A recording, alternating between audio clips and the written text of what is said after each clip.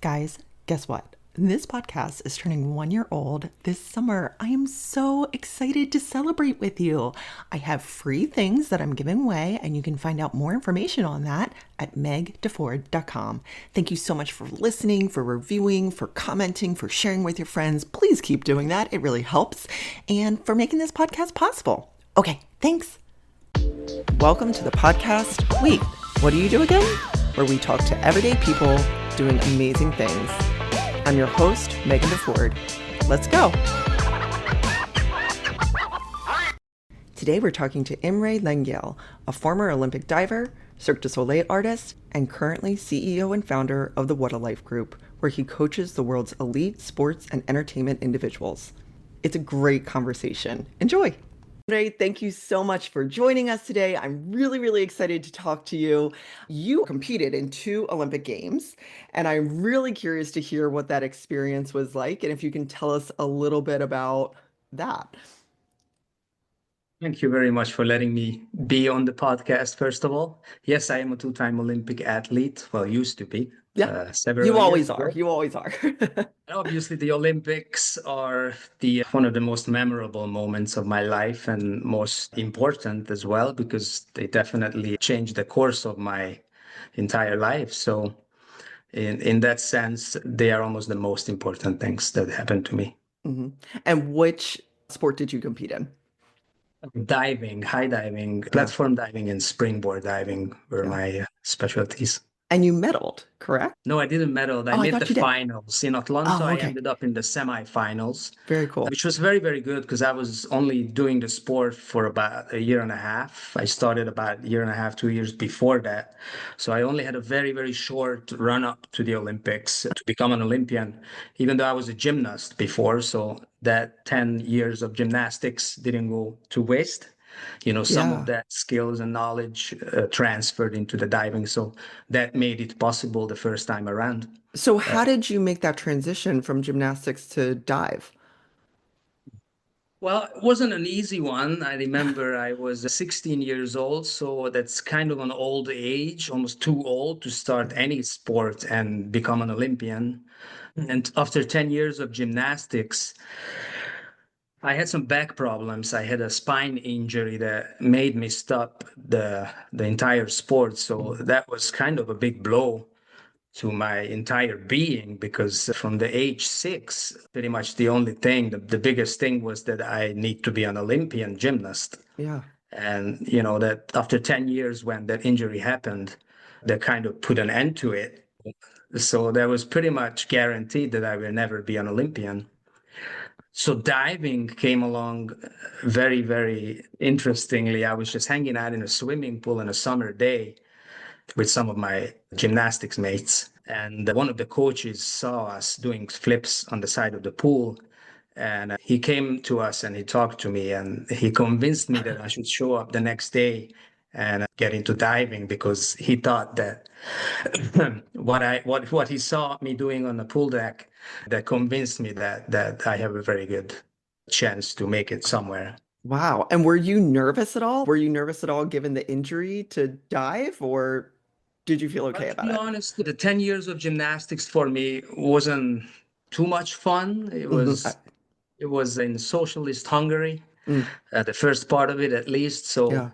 it was a totally different kind of approach that any coach would do in the United States Yeah. these days or anywhere around the world, I have to say. So, for 20, 30 years ago, it was different times. Sure.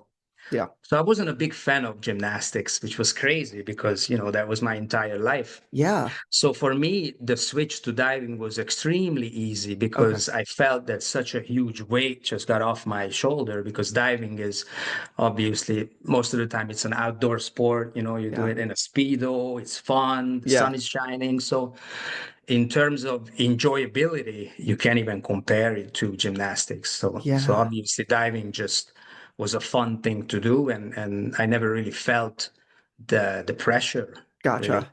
Yeah. Now, to compete at that level, whether it's gymnastics or whether it's diving or what we'll talk about later in your career, it takes a lot of resilience and really that mental fortitude. Can you talk a little bit about that, of how you curated that, and especially knowing that gymnastics maybe wasn't such a pleasant experience? Like, how did you steady yourself and focus yourself to compete in that environment? Well, I guess every elite sport, elite athlete has a psychological side to it, that's Hmm. almost as important as the physical aspect of an athlete, of a professional athlete. Yeah.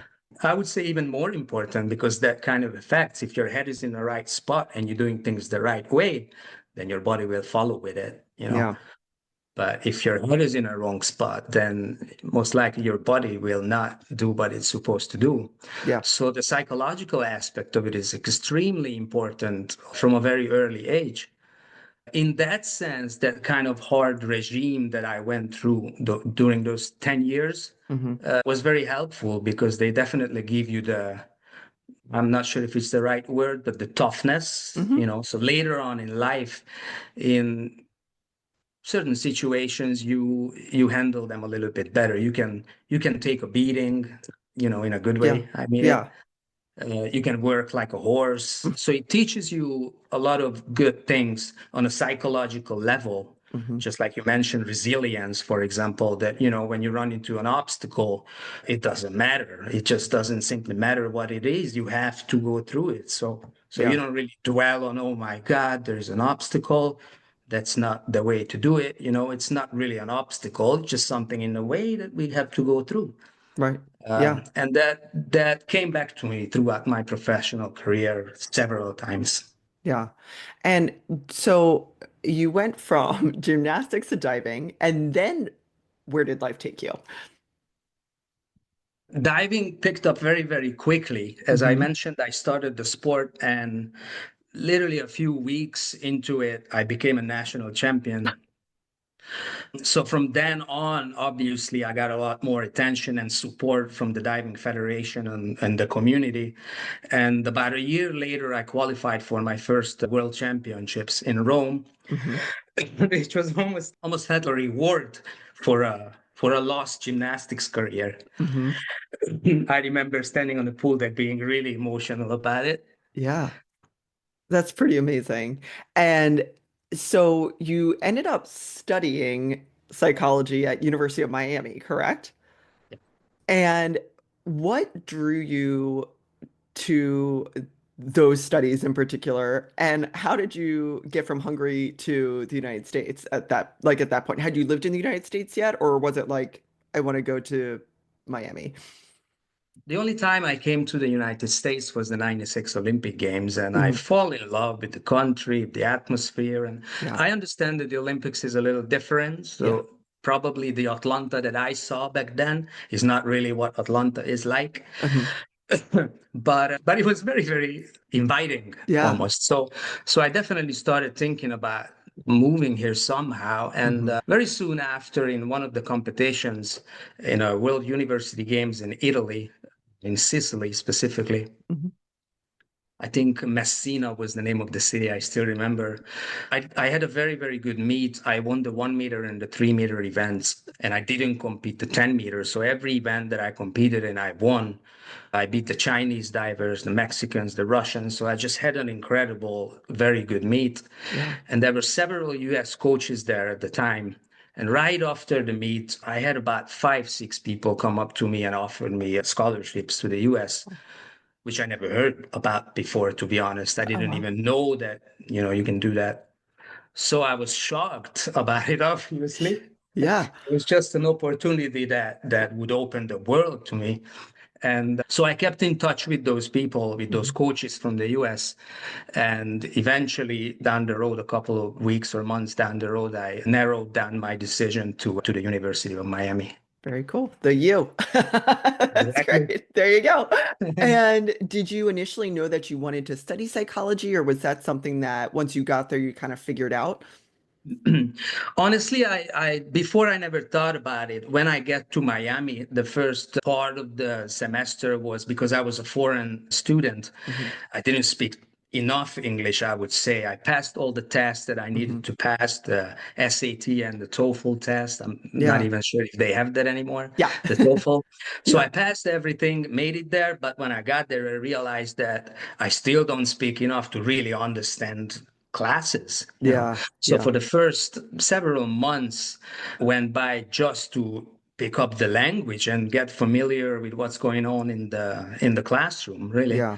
Yeah. So at the beginning, I didn't really decide what I want to study. It was more Hmm. of a general courses. Hmm. And then during the second semester, I just kind of fall in love with the whole thing of the mental game. To be Yeah. honest, that's what it was. And I had as I mentioned, those 10 years were quite rough, so that left several psychological marks on me as Sure. well. Yeah. And that was very, very helpful to dig into it deeper through the psychology studies and Yeah. kind of help myself to become better. That's amazing. And that first semester when you're in a new country, you're in an academic environment, you're still, you have the athletic component to it as well, and you're learning English and it's a different culture. How was that transition? Like, how did you deal with that? It was very scary at the beginning, Hmm. but the best part was about it. The people around me, the team was unbelievable. The University of Miami is a special place, even within the college community and the diving community. It's such a hub, such an international hub that Hmm. everybody that's diving knows about it. It has an unbelievable name. Yeah.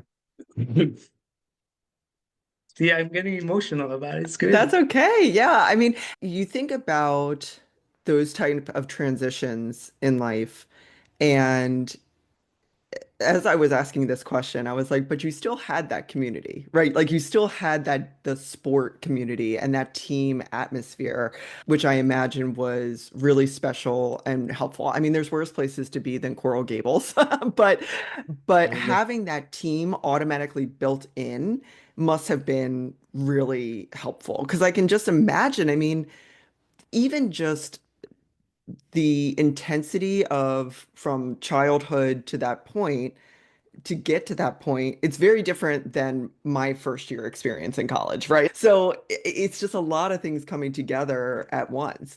So it's nice that you had that community and that team environment around you. Yes, it was definitely a lot. For Hmm. sure, it was a lot. And the team and the community around me was such that they are still around me. That's great. 20 years later, most of those people, pretty much everybody, I keep in touch regularly. We stayed good friends, and the coaches are still there for us if we need them. That's awesome. It is It's special. It's really special. absolutely special. I mean, my voice goes, Yeah. weak just talking about it 20 years later. Yeah. And it's also an experience that most people don't get to experience. And it's really you're fortunate that you had that and that it was such a positive experience. And I just have to know, I'm just curious, did you end up learning Spanish while you were at Miami? A little bit, yes, Yeah. a little bit. Most of the people down there speak Spanish, so I picked Yeah. up some of it. And later on, I worked in Cirque du Soleil in Las Yes. Vegas for many years. And then after I was done with the whole entertainment industry, I felt like I just bought a one-way ticket to Vegas, and Ah, I ended up staying there for 6 months in South America. Just traveled all over the place. And when I was doing that, I remember I picked up Spanish so well. I yeah. I would say I spoke it, but unfortunately, I haven't maintained it well enough. And It'll come back. It'll come back. I'm sure if I I move just to the had to Spanish laugh. speaking part, yeah. Yeah, I had to laugh because, living in South Florida, like you really do need, you should have another language anyway, but like you really do need Spanish down here. And Do you speak the especially in language? a little bit of Spanish. My Spanish is like a 4-year-old. I can get by. Like I can, but it is funny when you go to Miami, it's like the first thing you're speaking is Spanish, like Yeah. most places. So here you are in the United States learning English in Miami. So like you got to throw the Spanish in there. So that's really great. So you go to the U, and then did you go to Cirque du Soleil after that? Yeah. Oh, nice. And can you talk about that experience? Oh yeah, that was another round of what's going on in my life kind of thing. I couldn't believe that the situations that I ended up in a good way, obviously. Yeah. So. So that was another place and community and job and hub and that put my life on a completely different track. Yeah. So How did you get, were you recruited to Cirque du Soleil or how did well, that happen? funny enough, in Miami, I guess my acrobatic way, I'm doing my diving and acrobatic stuff. They used to call me a circus monkey, my coaches, just for teasing me and Yeah, as a yeah. joke. But it stuck with me for some reason. And they kept teasing me that you have to call Cirque, you have to do it later. Once you're done diving, Yeah. join them. You Yeah. part of it. You look like that. You're it. Yeah. No, and eventually at the 2000 Sydney Olympic Games, after the 3 meter finals, we had a Mhm. little dinner with the finalists and the coaches. And that's when one of the Soleil scouts came up to me and started talking to me about the opportunity of joining the company. Very cool. And what was appealing about it to you? I'll be honest with you. I was such an athlete that any kind of circus thing or entertainment would not really excite me. Yeah. We not. I would say we looked at it a little bit like it's not that serious. It's just a Hmm. circus. It's not Olympic sport. Hmm. But then you realize that that's not the reality. There's another life out there that you don't know. So it Yeah. is as serious as the Olympics, and it's a Yeah. huge business and there's so much happening in it. Yeah. So basically the scout invited me to a camp to Montreal. That's where the company's headquarters are. Mm-hmm. It was about 6 months, I believe. We were there for 6 months. Oh, wow. It's a very intensive training program. They teach you all kinds of stage stuff they basically transform you from an athlete to a performer. Mm. That was almost more interesting than working for the company itself because, that's the process that changes you, who you are. That's a very different mindset, I would imagine. Absolutely. Yeah. Yeah. Yeah.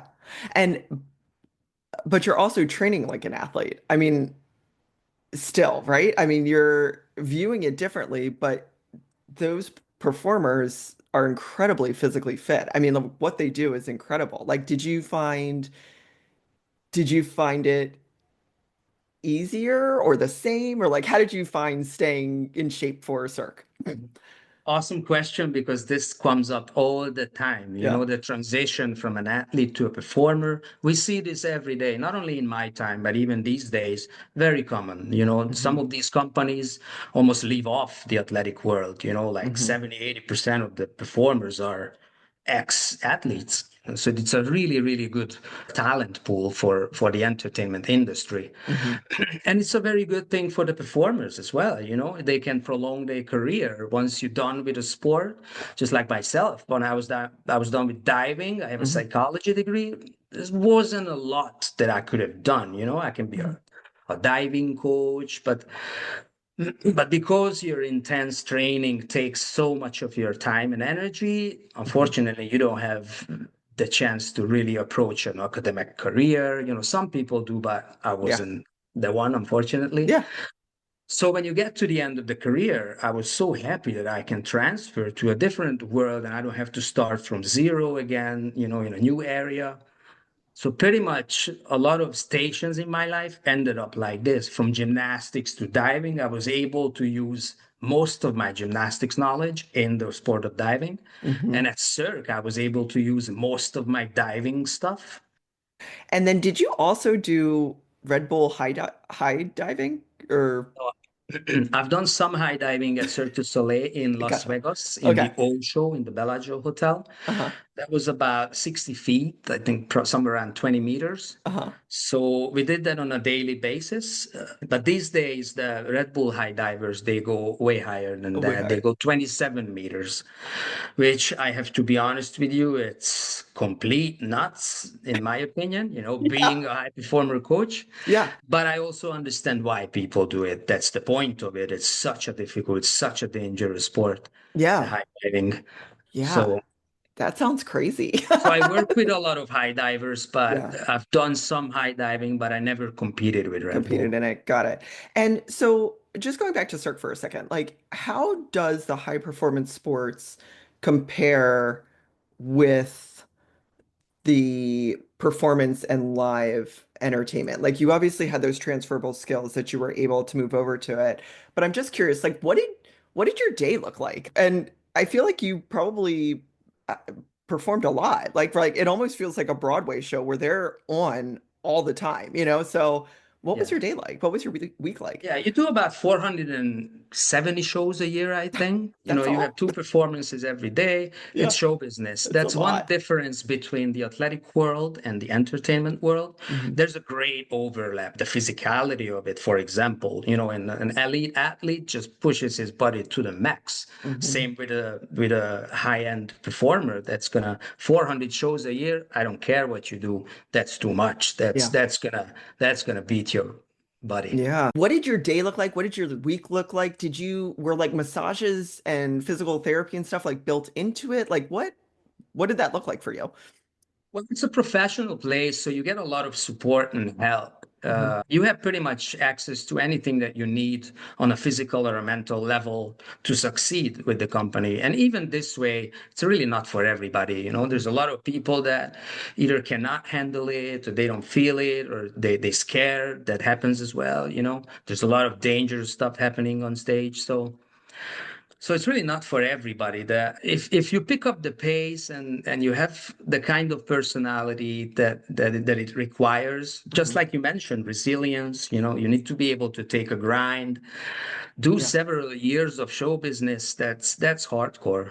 Yeah, that's really I would hardcore. say the biggest difference is that there is no break in show business. When you're an athlete, you don't peak all year. Right. You basically prepare yourself maybe two, three competitions. That's the main event of the year. For the rest of the year, sometimes you take a little break, sometimes you train differently, you train less, sometimes you don't even train.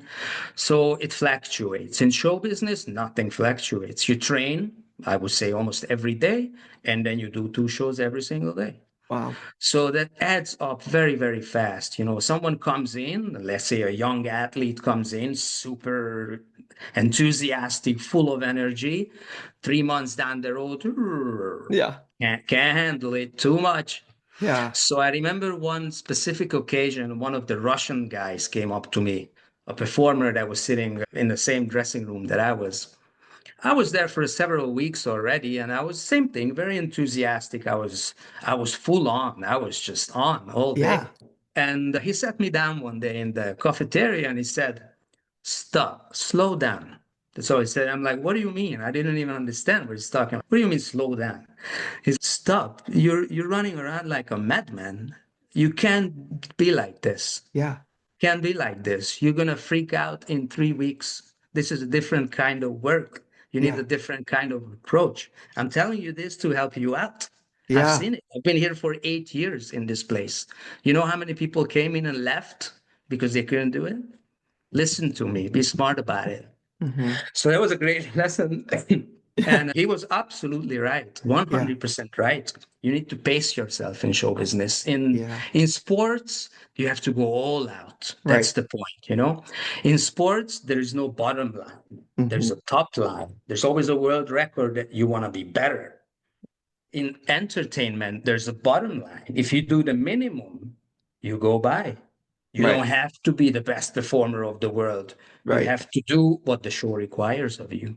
Yeah, that's really interesting. I had never thought about it that way. And was there a particular performance that like stood out to you the most that you enjoyed the most? I had the luck to deal with the high risk acts a Hmm. lot. There is the swing to swing, that's what they call it. It's a discipline that a swinging pendulum, two of them facing each other, Hmm. and on each one of them there is two people, a pusher and a flyer. Hmm. The pusher makes the swing go and pushes the flyer up in the air, does the trick, and lands on the other swing. Hmm. So that act is, even within the circus world, it's top of the line. So I was super excited when I had the opportunity to deal with these kind of acts twice, actually. Yeah, that's very cool. Why do you think this is like sort of off topic, but you can put on your psychology hat for this. I was just about to ask, who comes up with this stuff? Like, that does sound really cool. And I've been to Cirque du Soleil and I'm like, yay, why do you think we enjoy watching this. You know what I mean? It's something that's like totally unnatural to our daily lives. Like, why do you think Cirque du Soleil and performances like this are so popular? Everybody wants to be excited. Everybody Yeah, wants to shake a little bit and get some adrenaline in their blood, and that's what they get at these places. It's not only Cirque du Soleil, Dragon Entertainment, and sure, other places as well, all the circuses. And sure. it's an experience business. That's what Yeah, it is. You go in, do you take away anything? Not really. You walk out this way you came in. You don't get right, anything. The right, only thing you get is a feeling. right. That's all you get. Yeah, So that's the part of it. It has to be in a way that when somebody leaves after the performance, he wants to do something with his life. right. Yeah, yeah, yeah. Thank you for that. And then, so you not only performed, but you also worked with Cirque du Soleil performers. And can you talk about that a little bit as well? So I was a head coach of one of the shows, and I did some coaching in other productions. Hmm. That's a very interesting job as well. Teaches people a lot. It's very, very unique. You came across a lot of intense situations, a Hmm. lot of different kind of people.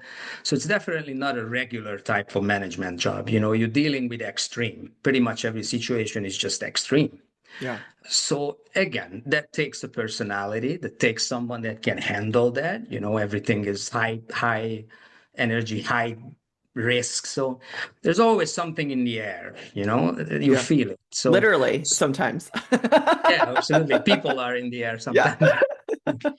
Yeah. So again, it's not for everybody, but if you have the thrill for it, if you enjoy it, if you know what you're doing, then you get a lot of positivity back from it. Yeah.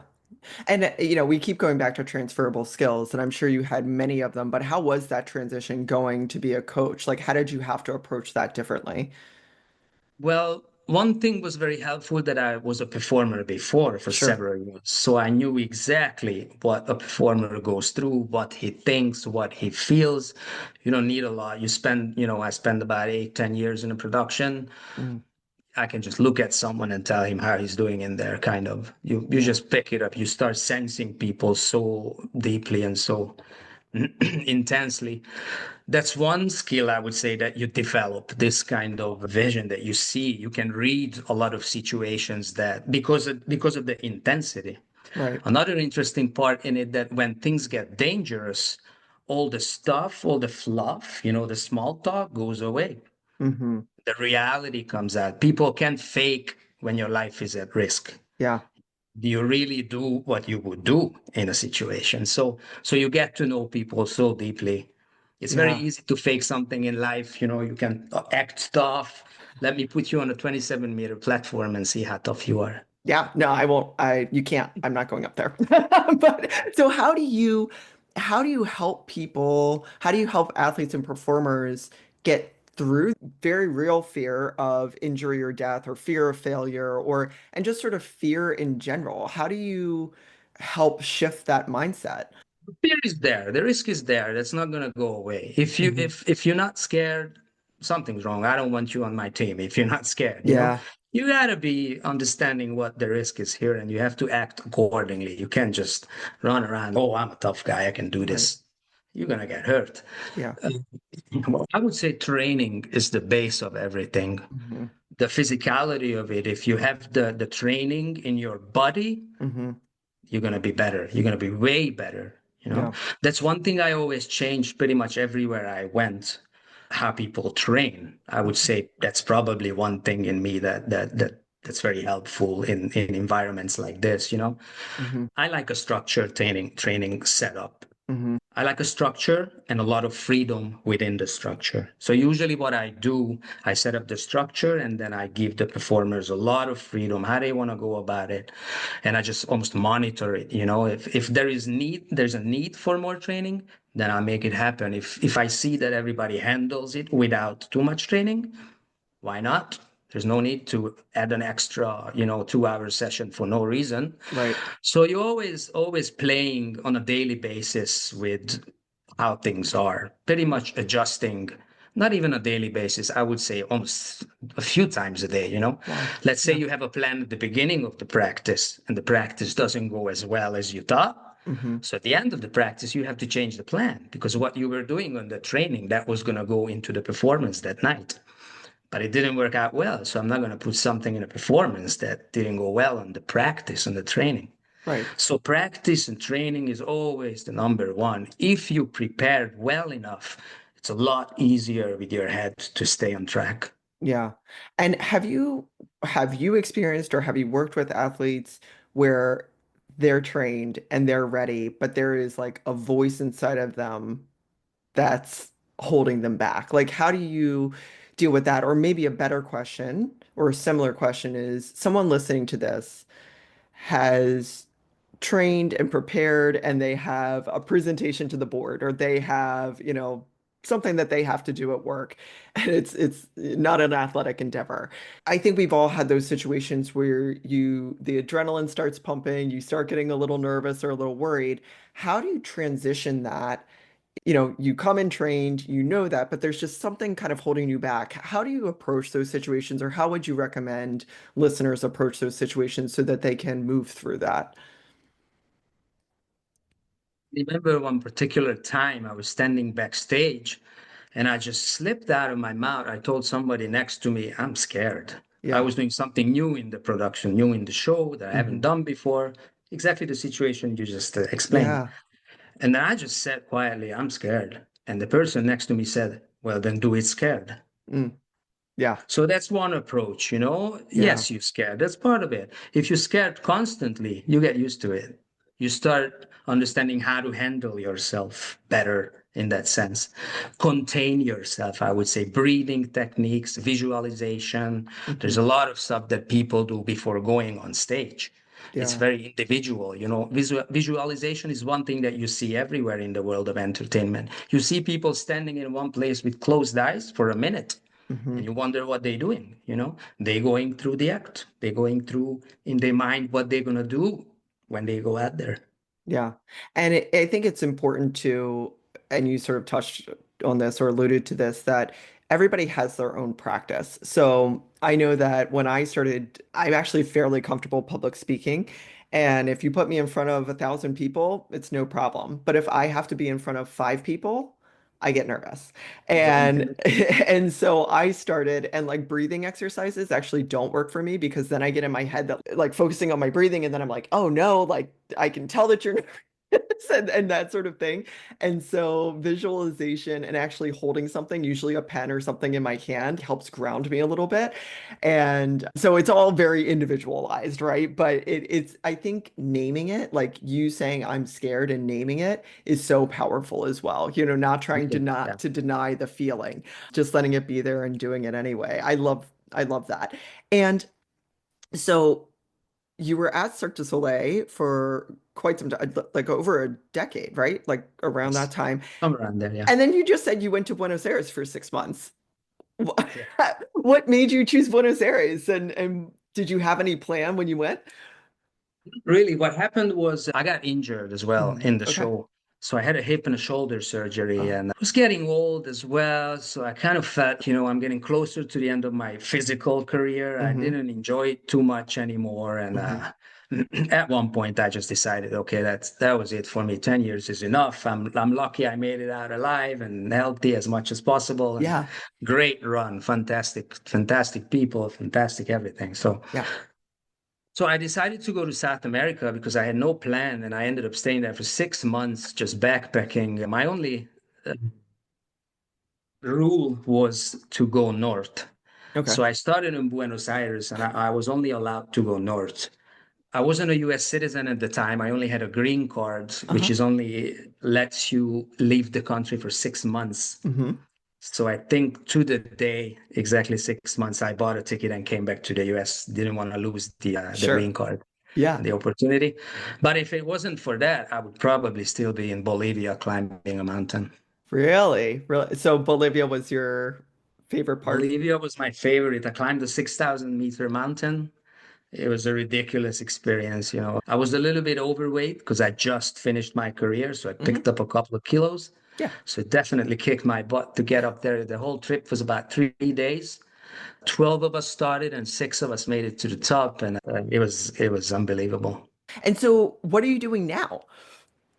Well, I just finished the gig with Royal Caribbean. I got Mhm. off a cruise ship, which I Okay. never done before. That was my first one, so that was a very Were cool you experience, I would say. were you I was performing? shadowing a project. They put me on a Oh, cool. project, meaning I was kind of looking at it, observing to see how it goes.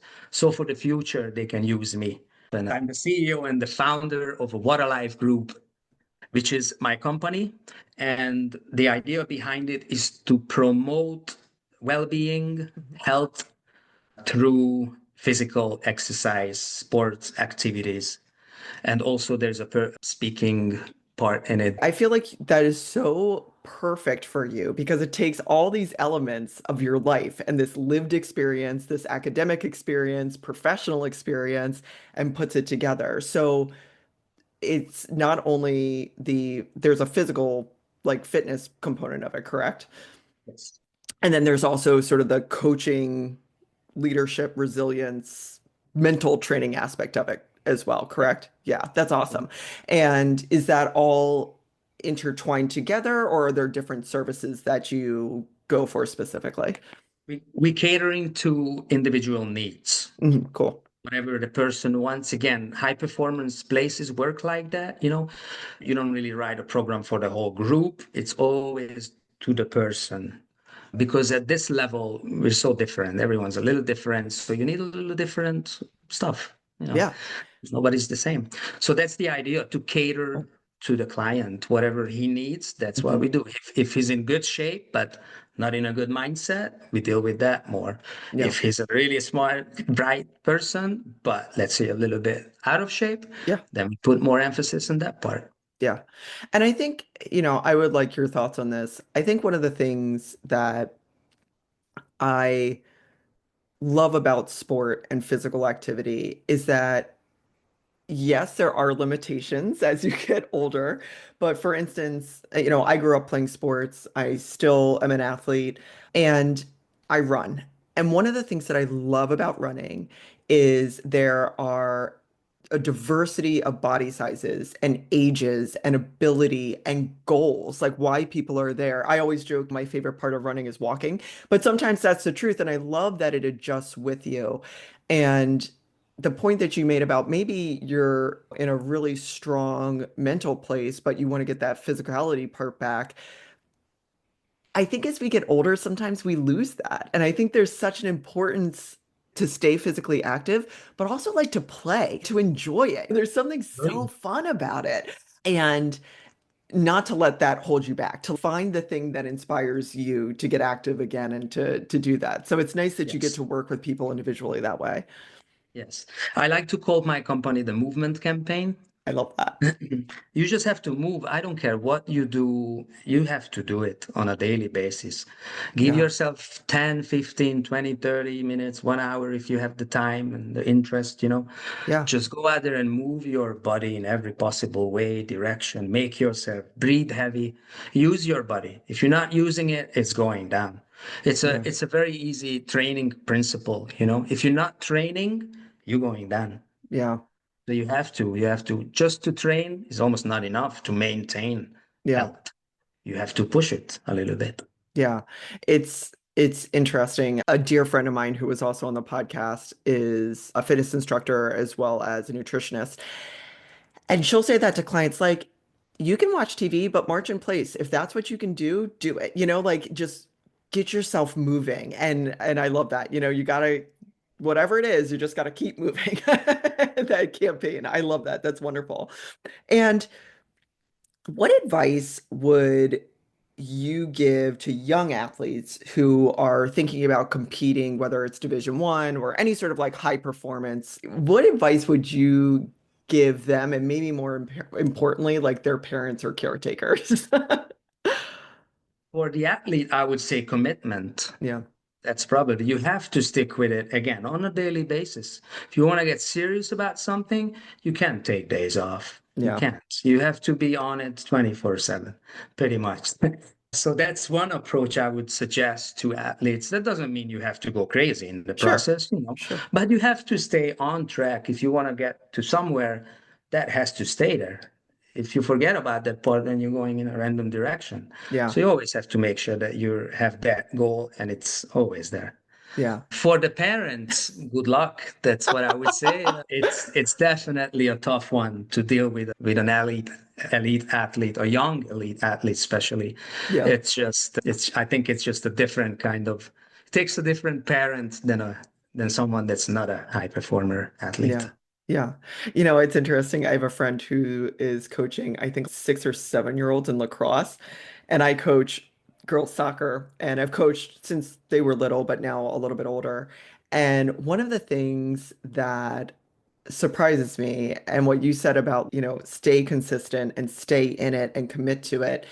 And you know, I don't think any of these people are going D1, much less like Olympian world championship sort of athletes. There may be, who knows? But one of the things that always surprises me is, did you practice at home this week? Like, did you just come to practice and that was it? Did you take any time yourself and do it on your own? And I also did music as a kid, and it was one of those things where it was like you had to do at least 20 to 30 minutes a day. Like you just had to. And I think finding that joy in it is also so important as well. Because let's face it, like scales in music are boring, and there's things in sports that are just boring, like they're just repetitive. But if you can Really, yeah, find that joy in it, it really, I think, helps and making it fun a little bit, especially when it becomes a grind. absolutely, yeah. I Yeah. agree. I agree. Yeah. Is so the speaking portion of your new organization, like what are some of the things that you're available to speak about? I'd say everything that we talk about now, Yeah. high performance kind of stuff and Yeah. experiences that I gained throughout my Olympic career and my entertainment life. There's a lot of stuff in there that's very useful for the general public, I would Yeah. say.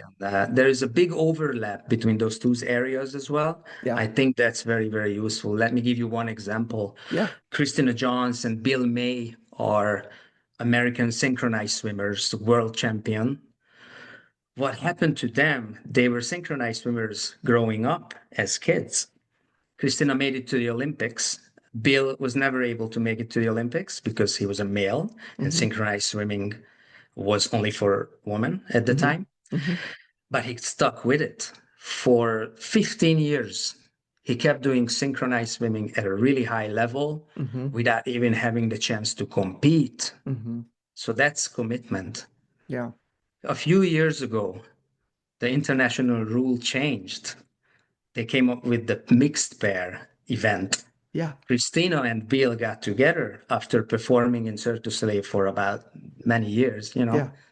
using all their skills and presentation skills and knowledge and extra stuff that an athlete doesn't have. Yeah. Took 2 weeks off from work, went to the World Championships and won a gold medal. So that kind of attitude falls into the overlap area, how to do things. Yeah. So athletes can learn a lot from the entertainment world and vice versa. The entertainment world has a lot of good lessons in the athletes. Yeah, absolutely. Absolutely. I feel, especially as a woman, I learned so much in terms of resiliency and leadership from sports and, music, which has an entertainment side to it, the communication and the storytelling and the attention to detail and who's your audience and putting those things together has helped so much in life. And those transferable skills that you're talking about, you certainly have a lot of them. Your whole life has been like one transferable skill, which is awesome. That's really cool. So is there anything that we didn't talk about that you wanted to make sure that our listeners heard?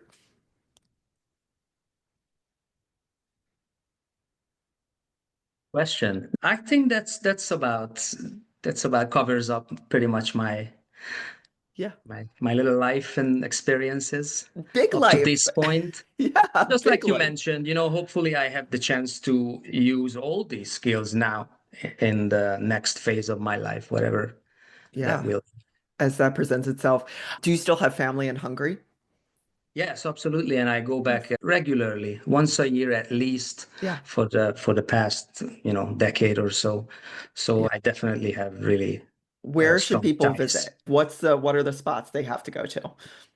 Well, Budapest, obviously, the Yeah. capital city, Yeah. is one of the most beautiful places around the world.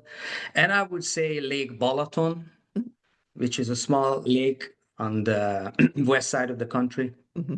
That's very romantic. Yeah. Nice. And what do they have to eat? This is now a I would travel suggest go there podcast. during the summertime because for Yeah. the winter it's pretty much dead. Okay. Nothing's open, Yeah. but the summer is happening. It's kind of like being on the Hungarian beach a little Oh, bit. nice. Nice. And then what are the foods that when you go home you're like, I've got to eat this. This is We eat a comfort lot food. of heavy stuff, Yeah. stew, a lot Yeah. of stew kind of Yeah. stuff. So meat everywhere. So Yeah. every time I go home, my whole body just changes, from the food, really, what I eat there. Completely different kind of stuff that you would eat, in the Yeah. States. Yeah, it's funny because I grew up in the mid-Atlantic in Maryland, and then when I moved to Florida, like my diet completely changed because of the heat. Like I don't use the oven nearly as much. When you said stews, I was like, oh, that sounds really good. Like this time of year, it was always like, like a goulash or an Irish stew or something like that. I never eat that way anymore. Like it's just not part of our I, diet down here. I just spent a year and a half in Maryland. You Oh, really? mentioned Oh, that's right. That's right. Where were you? I was in the Rockville area. Yeah. I Did was you there. get cra After I was done with Cirque, I had the chance to go up there and be part of a new diving club. It wasn't a new Oh, diving cool. club, but they restarted it. They Yeah. put two clubs together. So it was one of the biggest clubs in the United States, and I was the head coach of it for a year and a half. Cool. The idea was to kind of get the project started, the whole club, Yeah. and it turned out fantastic. I think we had about 350 kids, so it Wow. was pretty big. 3, 4 locations, full diving facilities, and it was a great program. So that's what I did for about a year and a half That's in the great. sport of diving. Yeah. That area, and I don't know the diving scene in that area, but the swimming scene is huge. I mean, between Katie Ledecky, Michael Phelps, and they produce a lot in that area. Yeah. Yeah. Did you Absolutely. Diving as well, very, very popular. There's so many people doing it. They have a summer league, Hmm. which I never heard of Yeah. before. There's about 1,000 kids Wow. diving in it every summer for 3 months. Huh. And for the Wow. rest of the year, there's nothing because it's cold. It's outdoor pool, always outdoor pool. Yeah. But for those 3 months, diving is just the sport to do in Yeah. Maryland. Very cool. Did you eat crab cakes while you were there? I did all the Yeah. time, yeah. Do you like them? Yeah. Yeah. I really like the Cajun shrimp boil. Oh, yeah. That's my favorite. Yeah, delicious. Next time you're in my area, which I told you where I am, there's a place called Riggins. Mhm. Great Maryland crab cakes. I'll send you the information. Gotta go there. I'll check it out. Great. Well, this has been so much fun. What the three questions that I ask every guest is these three questions. So, what advice would you give to your younger self? Uh, just relax. Hmm. Just Yeah, relax into it. You got this. yeah, You have it. Pretty much all the issues and troubles that I went through. yeah, Later on, you look back at it and you realize that should have not happened. yeah, That should have be handled a different way from me. So that's pretty much it. I get to tense up every once in a while, yeah. when it gets stressful. Hmm. So that would be the advice for myself too. Just you'll be fine. Just take it easy. Yeah. And what do you love? Well, and I guess you can answer this in a few different ways, but what do you love most about what you do? I would say seeing results. Yeah. In the world of coaching, that's the feedback. That's the only feedback you get. If you do something, if you try to help somebody, but it doesn't go through, then you're not really doing it. So Yeah. every time there is something comes back, you see like, that changed. Great. Yeah. I think that's the core of it, to make a difference. Yeah. Coaches should make a difference. Yeah, absolutely. And if people are listening to this, how can well, they are listening to this. As people listen to this and they want to get in touch with you, how can they find you? They can find me on my website, whatalifegroup.com. Awesome. Send an email, please reach out. I would love to hear about That's great. everybody, what they think. That's fantastic. And people can work with you in person and remotely? Absolutely, absolutely. I'm in Florida at the moment, but Mhm. I'm of course willing to fly out anywhere Yeah. around the globe. That's great. Awesome. Well, thank you so much. This has been such a fun Thank you very conversation. much. It's You have fantastic. lived such an interesting life. Do you feel that? Do you feel like you've lived an interesting life? I do, Good. luckily. Sometimes I do, sometimes it's my life, and Right. what can I do? Right. But I Yeah. appreciate it. I'm happy to share these things because I see that people find it interesting, and that would be the point. Just, some of my experience, I should be able to give them to other people. Yeah. Well, I really appreciate you sharing all of it with us. Thank you so much. Thank you very much. Thank you. Thanks for listening to Wait, What Do You Do Again? For more information about today's guest, or if you'd like to be on the show, please visit megdeford.com. See you next time.